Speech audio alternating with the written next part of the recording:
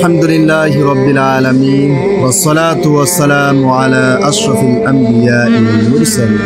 প্রিয় ভাই ও বোন, একবার নিজেকে জিজ্ঞাসা করো, যদি আজ রাতেই তোমার চোখ চিরদিনের জন্য বন্ধ হয়ে যায়, তুমি কি প্রস্তুত? যে ঘরে তুমি থাকো একদিন সেখানেই কান্নার শব্দ উঠবে, যে বিছানায় তুমি ঘুমাও একদিন সেখানেই শীতল দেহ হয়ে শুয়ে থাকবে।